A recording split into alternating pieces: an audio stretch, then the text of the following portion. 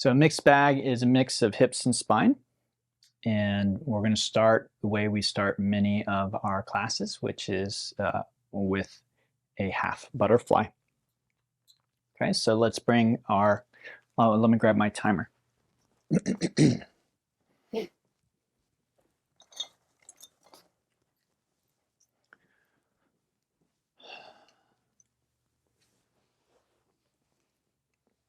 Okay, so mixed bag. We're going to start with a half butterfly. Right leg straight. Left foot comes to the inside of the thigh. And then we just let the upper body relax forward and down. We want to feel stretch here in the back of the right thigh. We want this position to feel safe for our body. Feel free to use support under your forearms, left knee, forehead. Also feel free to sit on something to push you forward a little more aggressively. Again, I say this a lot, but it bears repeating. I don't recommend pulling yourself down because it may actually put too much stress here in your back. So even though you may feel a nice stretch here, deep stretch here, it may actually stress your back in an unsafe way. And that's not to say that you will hurt yourself right now or today. It's usually, yoga injuries are over time progressive. Let me shut off that AC.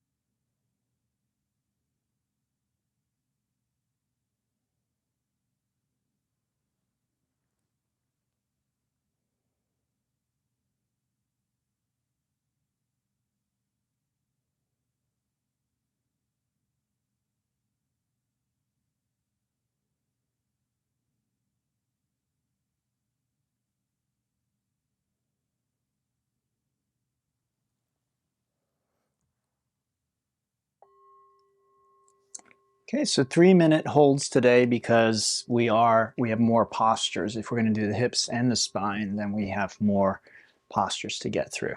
Okay, so that may have felt short, and that's why it was 3 minutes.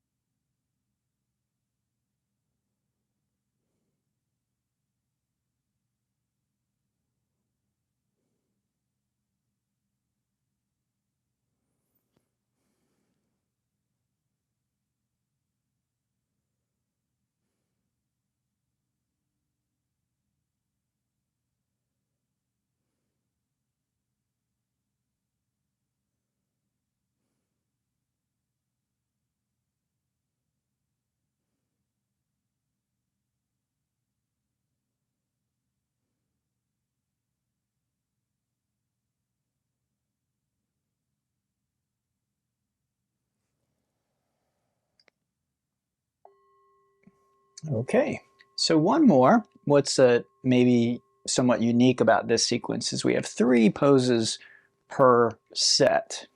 Okay, so set is just a group of postures and then we rest. So this is the caterpillar, very similar. But what you may not know is generally, for most people, once we've straightened our legs, it becomes more about the spine. Now, I can't speak for your experience. I can share mine. And in this position, I really don't feel that much, right? When we were here, I felt a lot in the back of my leg. Now, even though we're targeting the spine, I don't feel a lot here, and I'm going to say it, that's a good thing, generally speaking. Generally, if our joints are healthy, and that is what we are targeting here, most people do not have a ton of muscular tension back here. This back area usually is experiencing something called a condition called overstretched. And so you may have a lot of tension. It might feel like your muscles back there are always sore and you always want a massage, all that. But actually, the solution to that problem, generally speaking, long term, is actually to strengthen those muscles. So that's why I'm very happy now at Brightfire that we have both the active class and this kind of more stretch class, because really that's sort of the balance that we need to stay healthy. We can't stretch all the time and just stretch and stretch and stretch and not strengthen.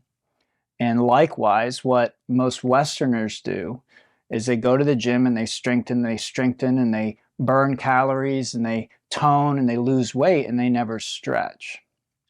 So really the ideal for us is we have a balance of both. And so I love that we have that now, because we used to just have this class, which is great. It's better than nothing. And there are other things you can do to strengthen. So it's not just the active yoga. Other things will strengthen your body as well. In fact, in the West, we have way more activities that focus on strength, again, losing weight, all these kinds of things. But I think yoga is not a bad choice for that. If you've, I think all of you have been to the active class before, and if you just stop for a moment and think about that, all we're doing is manipulating our own body. It's all body weight exercises. It's all about just being able to move our body, manipulate our body, put our body in different positions. Now, some of those positions we may never be able to get into, but oftentimes just trying actually creates what are called adaptations in the body. It actually benefits the body. So just keep that in mind. It's not about doing the hard poses or getting your leg over your head or your shoulder or doing anything fancy. Just trying to do that creates these changes in the body that are good for us. So again, the real important thing is making the effort, the right kind of effort. All right, let's come out of this and we'll rest for a few moments on our back. Again, we call that a rebound.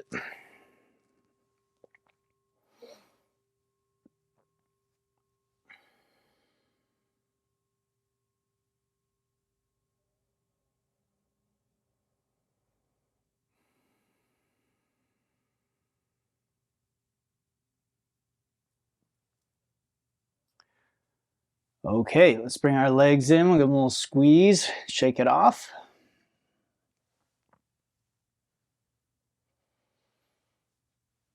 And when you're ready, you hinge up to seated.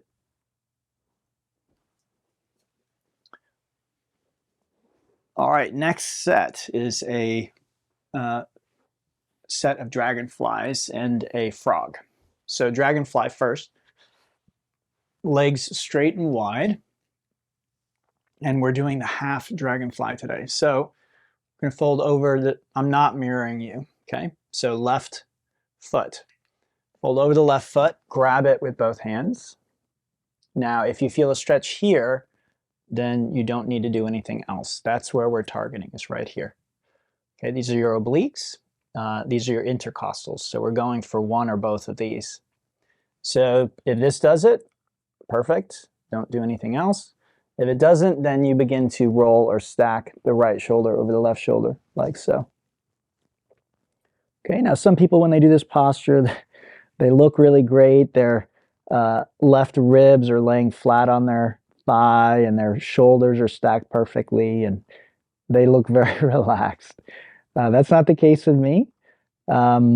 This is definitely very much different than when I started doing this, and it continues to evolve. So a physical therapist I once knew, who was also a yoga teacher, once said that your hamstrings, the flexibility of your hamstrings changes really over decades. And that's been my experience. Like these muscles in here, my adductors, my hamstrings, they're still stretching out. I'm finding that I'm going still deeper into certain postures as I continue practicing. So in my early life, I didn't do any stretching. I didn't really like exercise. I'm still not a huge like exercise fan or workout fan. And that's what's interesting is I really like yoga. So again, my feeling is when yoga is taught properly, it really doesn't necessarily feel like a traditional workout. I don't really think that it necessarily should. And I guess that depends somewhat on what our idea of traditional workout is. But anyway, it's interesting to me because I generally don't necessarily like the way a workout feels in my body. I don't like the way I feel after oftentimes, but yoga generally I do. So yeah. All right, we just got a little over 30 seconds left here. You may feel it here a lot. I do.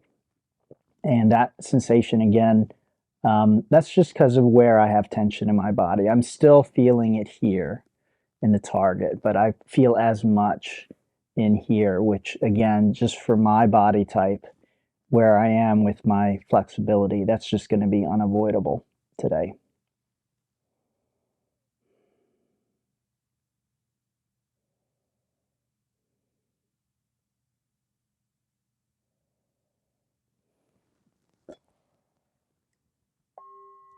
Okay, let's switch sides. So this is half dragonfly.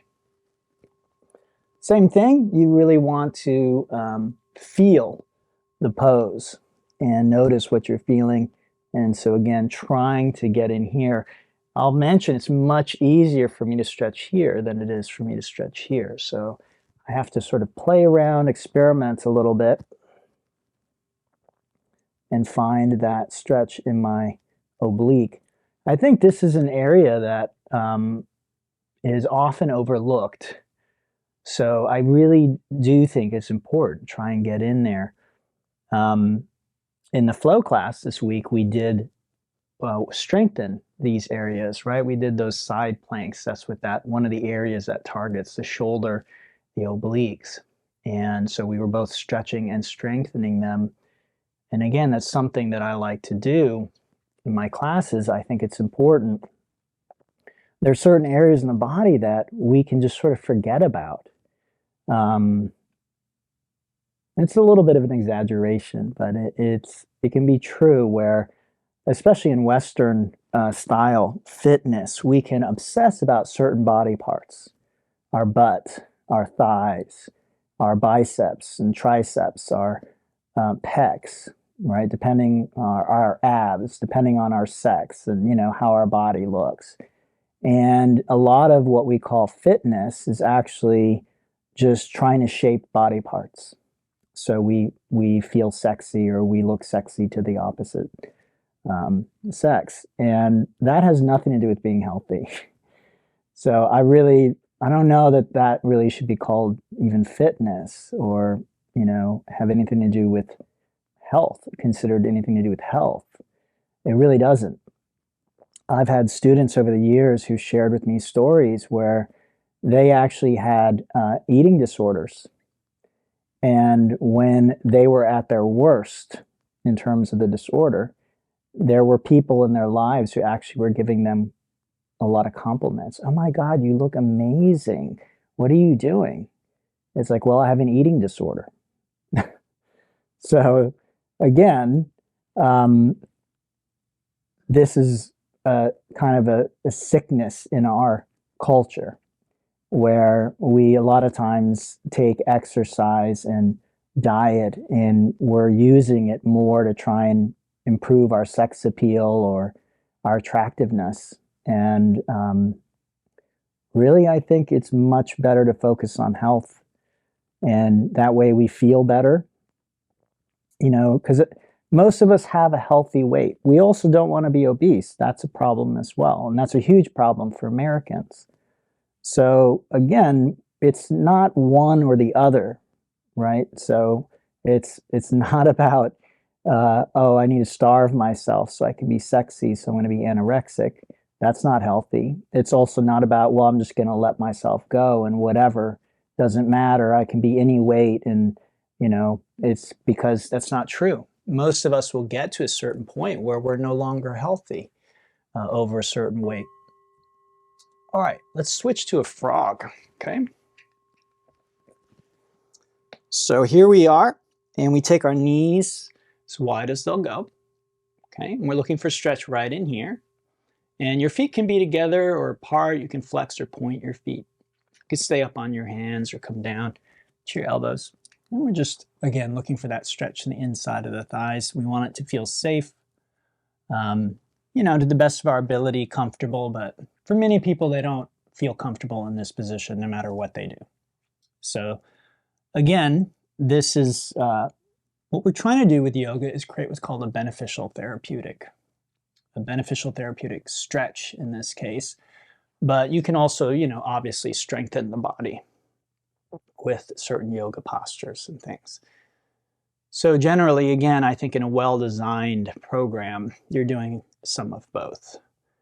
And as I mentioned earlier, the flow class that we do, what I like about yoga is, again, it's just basically about being able to control and manipulate your own body weight. And there are certain yoga positions and postures for sure. And we did some earlier this week in the flow class. There's certain positions that require a certain amount of flexibility. And again, I hope you all understand that we're not trying to become human Gumbies. That's not important. It's not going to benefit us. Most of the benefit comes from actually just stretching. So it's not about becoming a certain level of flexibility necessarily, unless, again, we've dropped below a certain point. So just like weight, it can go either way, right? We can have too much weight, we can have too little weight, right? We can be eating too much, eating too little, eating unhealthy. So movement is the same way. We can have certain kinds of movements, certain kinds of stretches, and they will benefit us or not benefit us depending on where we are. So some people can be too flexible. Yes, you can be too flexible, and we see that in yoga, where you're actually having problems controlling your limbs and you're injuring your joints. Because when the muscles are too loose, the joints are vulnerable. They're more vulnerable. So people who have a lot of flexibility, sometimes they have a challenge of actually learning to engage at the right time so they don't hurt their joints just throughout the day. I never or hardly ever have that problem. And I'd say most people don't. For the vast majority of Americans, again, it's probably going to be weight loss and trying to gain flexibility or maintain flexibility, but not for everybody. And so it's important to say these things to represent both sides, because some people, again, they can get very unhealthy, and unfortunately, because of how our culture views the body, and maybe it probably is more so the female form, but because of that, there's this whole thing where you can be very unhealthy and actually people are coming up to you and being like, oh my God, you look great. All right, let's come on out of this. I recommend child pose.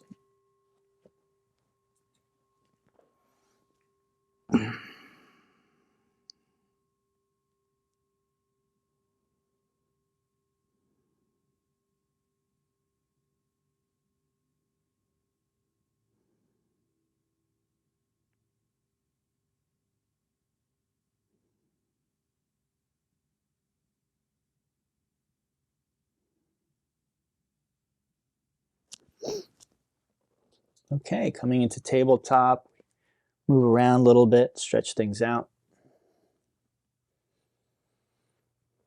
And when you're done, you can come into a down dog. Same idea, but for the legs, just stretch out the legs a bit.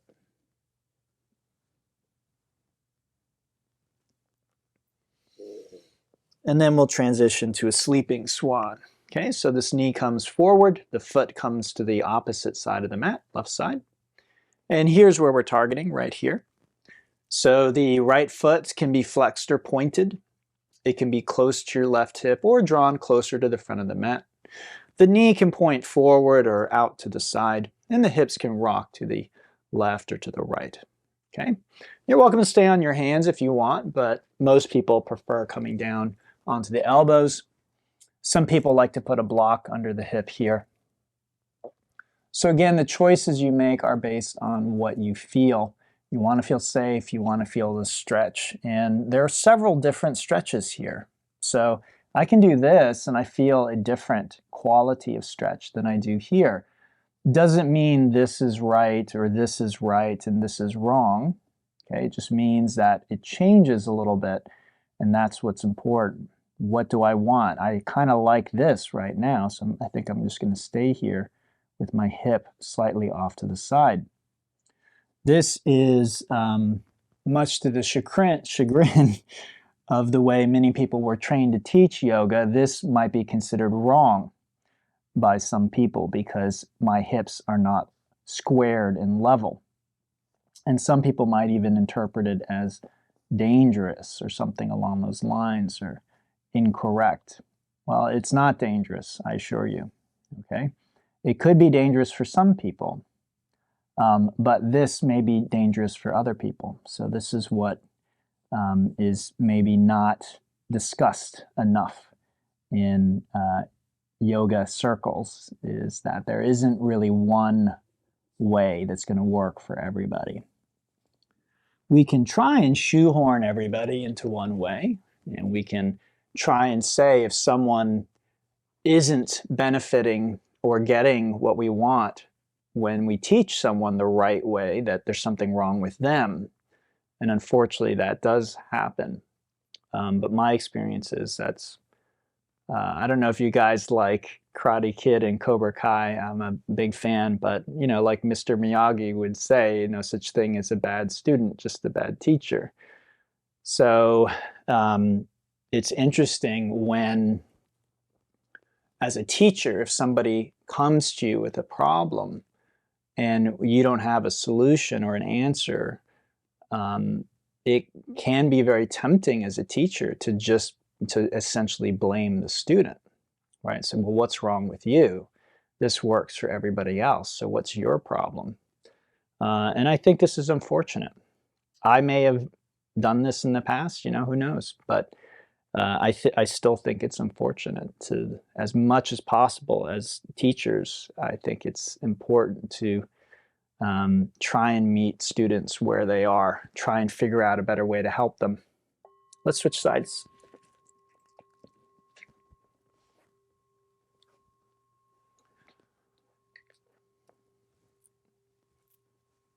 Okay, so left hip, left buttocks. So again, this is an ideal, you might say. This is something I aspire to. I can't claim that, you know, I'm always able to do that. And I think that's just human condition, right? We love to talk about unconditional love.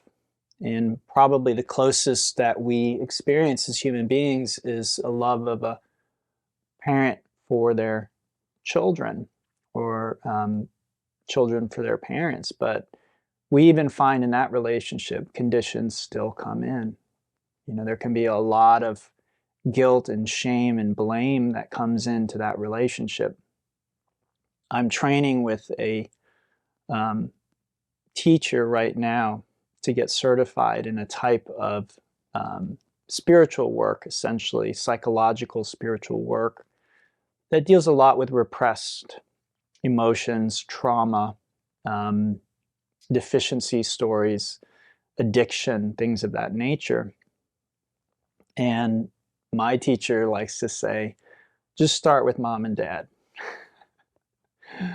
When you start looking, usually if you start with mom and dad, you're going to hit a gold mine.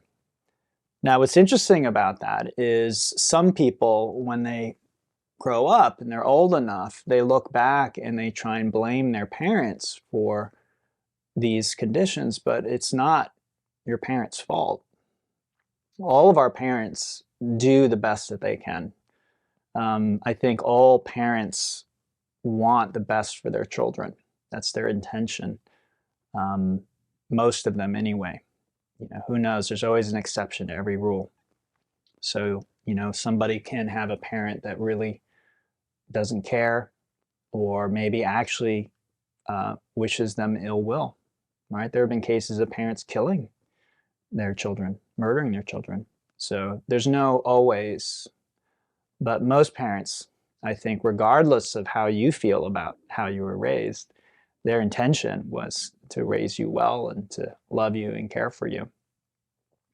But like so many things with human endeavors, again, as I was saying, for me as a teacher, it may be my intention to help you with this and to try and meet you where you are. It doesn't mean I'm going to be able to. I have my limitations as a human being. And so, many of us, if we look back, we will find that many of our deep, hidden stories and deficiencies and traumas, they do relate with early childhood and the way that our parents did things. But it doesn't mean our parents necessarily did anything wrong. When we're young like that, especially, it's easy for us to get traumatized by somebody meaning well, but actually somehow causing a kind of a deep psychological wound. Okay, let's transition. We have one more posture we'll do here. And this is going to be a Sphinx or seal. So back bend, prop ourselves up on the elbows. Okay, we want to feel it right in here. So lumbar spine. And if you've been watching these in, we've been doing these in succession, and I record these. So if you're watching this later and you've been watching these in order, then I've been talking about my back, right, over the last few weeks, maybe even months at this point. It was kind of over the summer where it sort of went out. So here I'm feeling a little bit, but honestly today not enough. So I think I'm going to explore going a little deeper now. And again, my view is this is actually how I maintain the strength and flexibility in my back. I'm not expecting by doing this to one day be able to go into a super deep back bend. There's quite a bit of evidence from the past that would suggest that that's just not my body type. It's just never going to happen. So again, why do I push back to my limit? It's not to try and increase my flexibility. It is to try and maintain my flexibility. And if I never go to my limit, or maybe push just ever so slightly past it, then the way our bodies work is I just gradually begin to lose that ability over time. And you can see that in elderly people.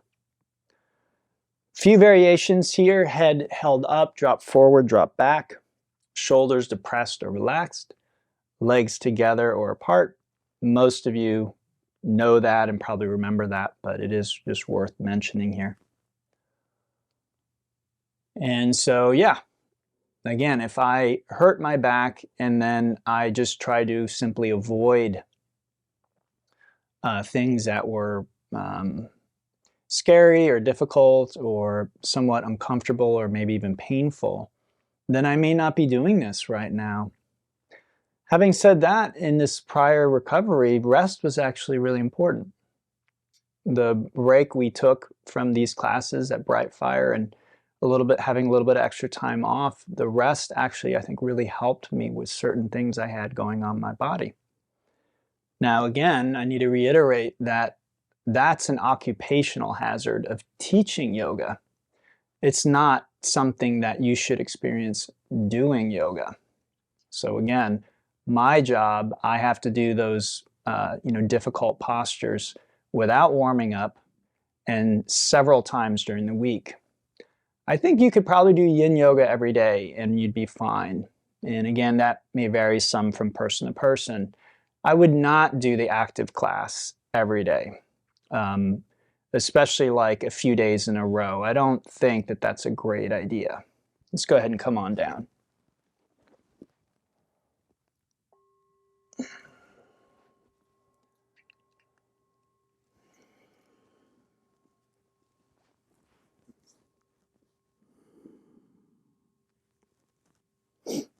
Okay, let's do a little counter stretch. So arms out the sides, palms down, bend the knees. These are wipers, windshield wipers, and just give your back a little love. Hopefully that feels good. It's meant to. Kind of feel like a little release. Okay, and then we continue with what's called a cattail. So I'm going to turn just so I can continue facing the camera, but I don't think you will need to turn. So we bring our left leg up alongside our ribs, prop our head up on the right hand and elbow. Okay, and then we're going to take the right leg, move it back, and we bend the knee and grab the foot. We're looking for a stretch at the front of the right thigh. The foot can be high or low. You can pull it in or kick it back. This left leg can be straight or bent. You can pull it closer to your face as well. Your head can stay on your hand, or you can rest it on your upper arm, or even put your head on the ground, just depending on what you're feeling, okay?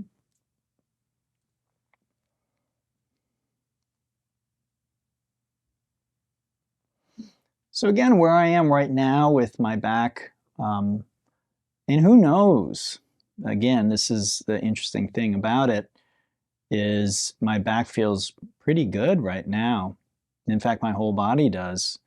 And so it feels good to kind of like push a little bit into it because it's feeling strong and healthy. But that injury may still be there. It may just sort of be in remission.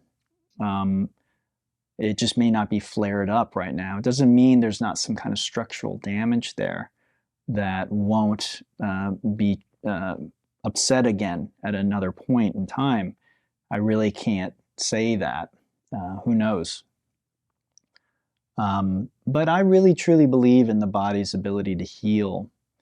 And interestingly, as I've shared with all of you in the past, a lot of that is not by babying our body. But there is a place for rest, as I mentioned. So during that break, I did identify a few things, which was, again, doing the arm balances and things like that I teach in the class, which I think are really valuable and important, especially for upper body strength. More important than most people realize. And again, that doesn't matter for a man or a woman. I don't think you're going to get like big, biceps and triceps doing yoga, whether you're a man or a woman. So don't worry, I'm not trying to make you into a bodybuilder. I don't have that physique, obviously, right? Most yogis don't. So yogi tends to create lean muscle mass, not big, bulky muscle mass. So a lot of times when you see someone who's a yogi and they have big, bulging muscles, that means that they go to the gym and they work out at the gym. Because most of the time, yoga is not going to give you that kind of physique. It may even mean they go to the gym and they do something like steroids or something. I remember reading a an article or a book. It was definitely related with yoga and health and all of these things. And they were basically saying those men you see on the cover of Men's Fitness and some of these like other actors who have these really defined muscles and all that stuff. They're basically saying you can't build a male body like that without steroids. I don't know if that's true or not, but that's what they were saying. Let's switch sides. Okay, so this is our cat tail. Same thing on the other side. Okay, here we are.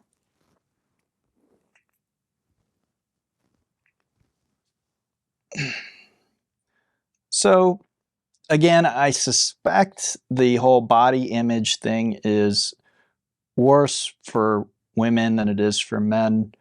But men, we have our sort of challenges as well. The fact that what may be considered the perfect male physique is not actually attainable without using steroids.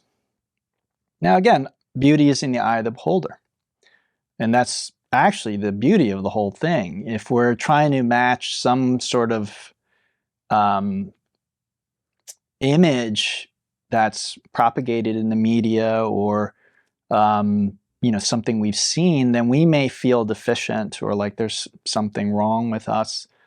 But as we go through life, we will likely find partners and people who find us very attractive just the way that we are. So again, trying to meet some kind of arbitrary standard, we just can't do it. Most of us anyway, most of the time. We just don't have that physique. It's, one in however many people has a physique that's considered, attractive or sexy or whatever it is. And again, even if you are attractive, you will meet people who don't think you are. And even if you're considered not attractive, you will meet people who are attracted to you. So again, for me, I think it's important to separate health from what you're doing to try and be sexy, attractive, whatever that is. And I encourage you to think of those as two separate things.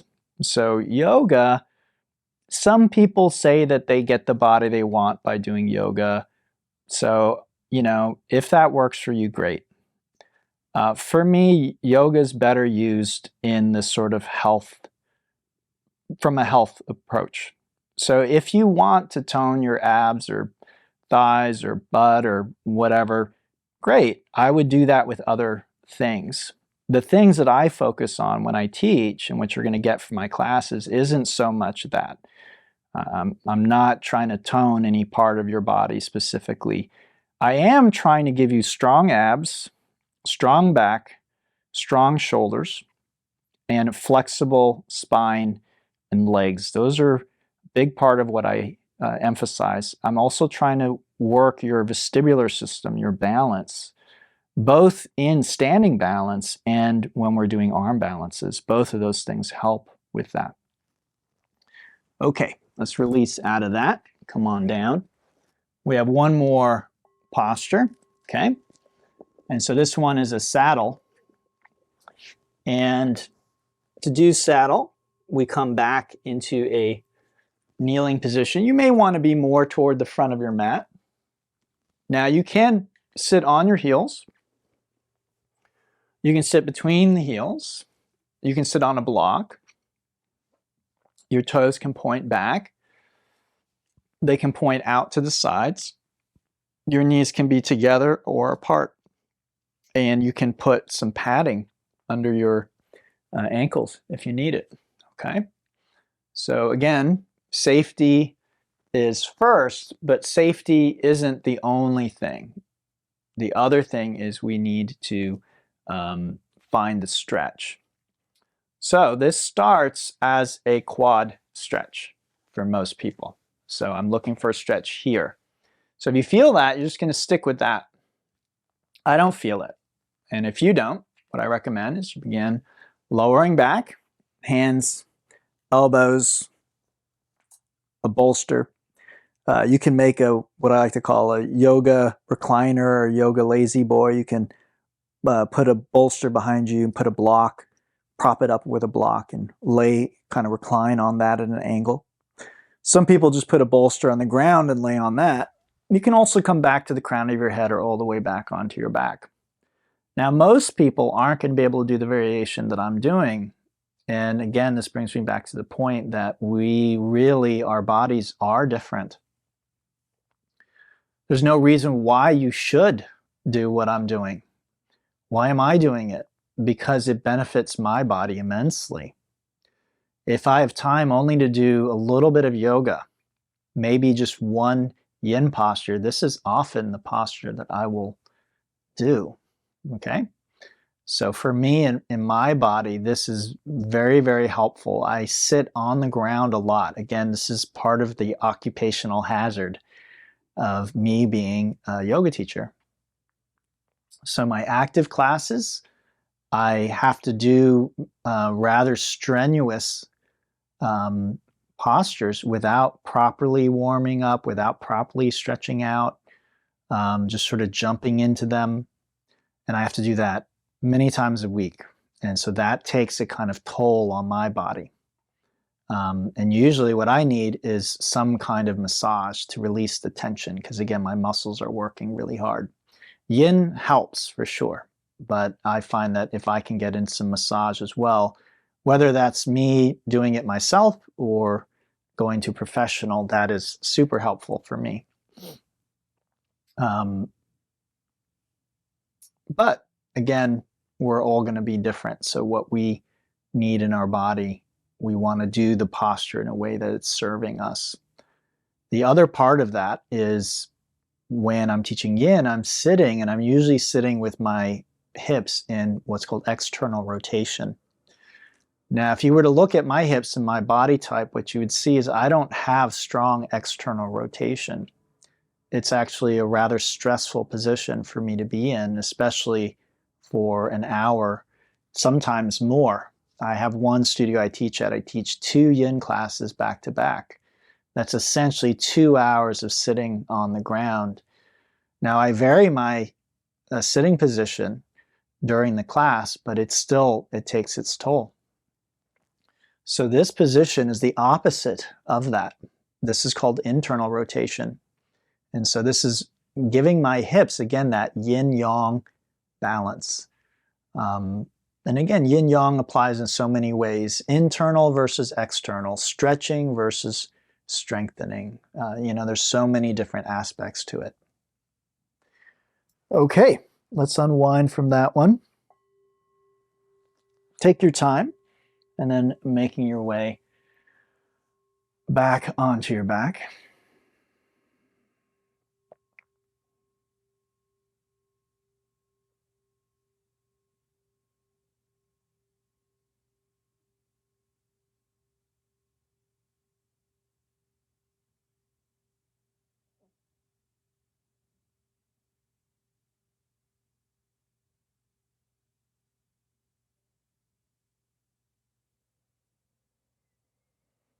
All right, let's bring our legs in, give them a little squeeze and shake it off. Take your time. When you're done, you can unwind into your relaxation on your back. Again, if this is not a relaxing position, I recommend finding one that is. The main thing is just the stillness. The stillness to relaxation. So finding a position where you can truly relax for a few minutes. As usual, I recommend set an alarm, something that's going to sound in 6 minutes, and just let your body rest for that amount of time.